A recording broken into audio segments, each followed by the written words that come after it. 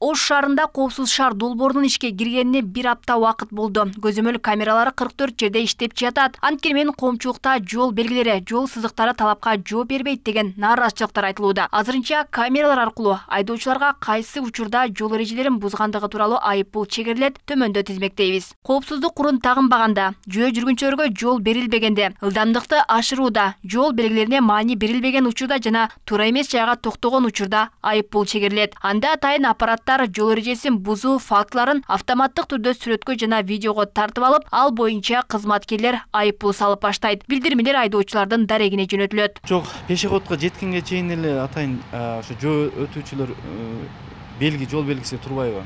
Жол белгиси турат. Анан ошол пешеходдор фиксация камерага орнотулган болсо, ушул камераны тартып атат деген дагы белгилер коюлуп чыкты да.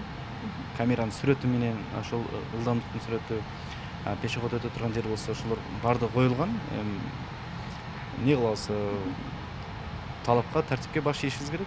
Долбоор ишке киргенден тарта эреже бузуп, милицияга түшкөн айдоочулардын саны кескин азайды дешет. Камералар негизгиделген Курманжан Датка, Гапар Айтиев, Шакиров, Масалиев көчөлөрүнө орнотулган.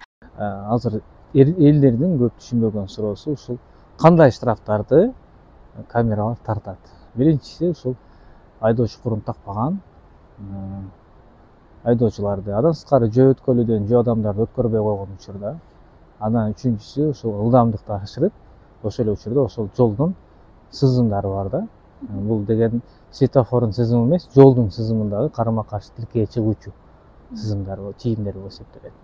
Азыркы учурда ушуларды коопсуз шаардын камерасы текшерип, кечээ биринчи протоколдор, демелер, айыптар келди. Мониторинг кызматы азыр талдап, жакын арада үйлөрүн жөнөтөт. Көп учурларда азыр элдердин көп суроосу ошол болуп турат. Качан келет?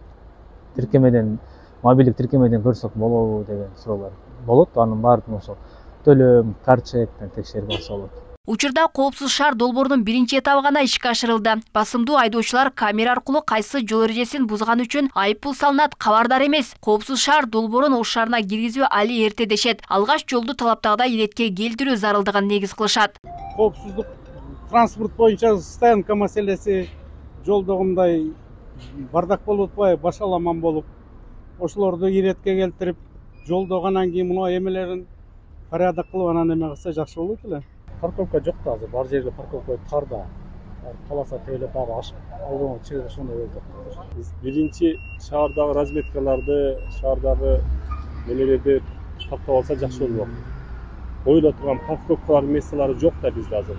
Азыр биз коопсуз шаарды кармайбыз дей турган болсок, шаарда пробка үзүлбөйт.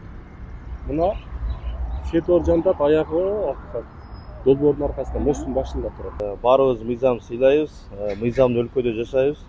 Андыктан биринчи ошого шарт түзүп берсе, мамлекет тарабынан, андан кийин койсо каршы эмеспиз. Кааласа да, каалабаса дагы нарушение кылат да машиналар. Ошол жагы минус.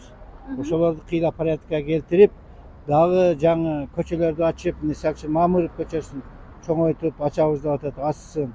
Анан дагы бир параллельный көчөлөрдү ачкандан кийин муну толук колдонсо болмок да. Анан ременди тагып жүрүш керек. Ал туура эле болду. Ременди тагабыз, анан жолдор бизде эме болбойт да. Талапка жооп бербейт менимче. Буга чейин коопсуз шаар долбоору Ошто пилоттук режимде ишке киргизилген. Суноо мөөнөтү болгондуктан айдоочуларга жөн гана эскертүүлөр барып турган. Ал учурда эле 200 миңден ашуун жол эрежесин бузган фактылар катталган. Долбоорду Мегафон компаниясы ишке ашырган. Компания кызмат үчүн 5 жыл ичинде 2,5 миллиард сом киреше табууну көздөдү. Анда айдоочулардан түшкөн айыппулдун 50% компанияга түшсө, калганы мамлекеттик бюджетке түшөт. Алмагүлерке Байгызы, Мирбек Конобаев, Ош ТВ.